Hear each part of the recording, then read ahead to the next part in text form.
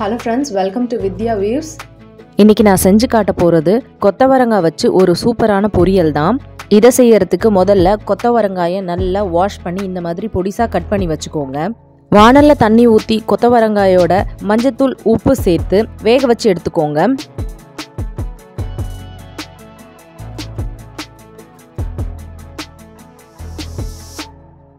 இப்போ பார்த்தீங்கன்னா கொத்தவரங்காயெல்லாம் நல்லா தண்ணி சுண்டி வெந்து வந்திருக்கு.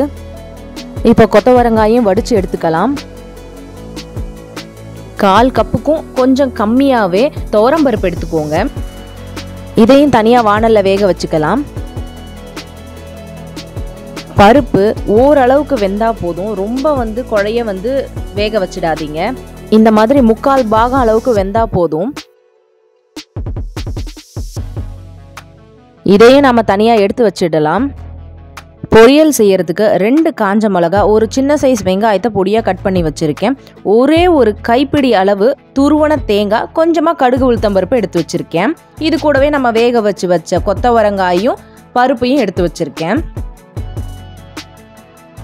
கடாயில் 1 ஸ்பூனுக்கும் கம்மியாக எண்ணெய் விட்டுக்கோங்க. எண்ணெய் சூடான பிறகு கடுகு உளுத்தம்பருப்பு சேர்த்துக்கோங்க.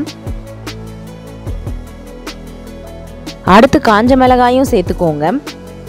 இப்போ நாம வெங்காயத்தையும் சேர்த்துக்கலாம்.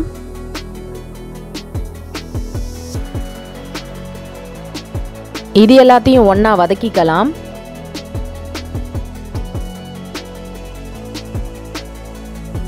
ஒரு கைப்பிடி அளவு கருவேப்பிலை சேர்த்துக்கலாம்.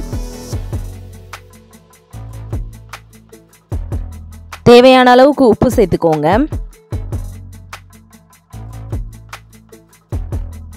இது எல்லாத்தையும் ஒண்ணா வதக்கிக்கோங்க. இப்ப இது கூட கொத்தவரங்காயும் சேர்த்துக்கோங்க.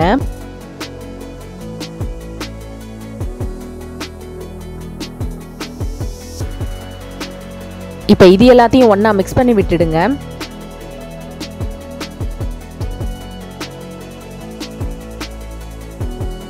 இப்போ ஒரு 3 நிமிஷம் ஆயிடுச்சு.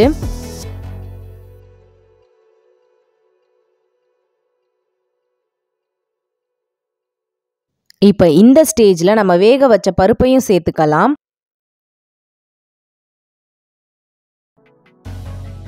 இது எல்லாத்தையும் ஒண்ணா ஒரு வாட்டி கலந்து விட்டுடுங்க.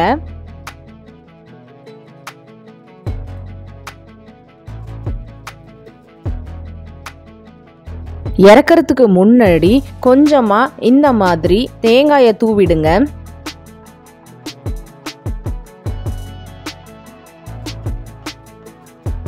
இப்போ இதையும் ஒரு 30 செகண்ட் போல வதக்கிடுங்க. நிறைய பேர் வீட்டில் கொத்தவரங்காவை ஒரு காயாவே கன்சிடர் பண்ணுறது இல்லை. ரொம்ப சீப் ரேட்டுக்கு கிடைக்குதுன்னு அவாய்ட் பண்ணிடுறாங்க. பட் இதில் அவ்வளோ ஹெல்த் பெனிஃபிட்ஸ் இருக்குது. அவ்வளோதான், டேஸ்டான கொத்தவரங்காய் பொரியல் ரெடி. இதை இட்லி, தோசை, சாதம், சப்பாத்தி இந்த மாதிரி எல்லாத்துக்குமே சேர்த்து சாப்பிடலாம்.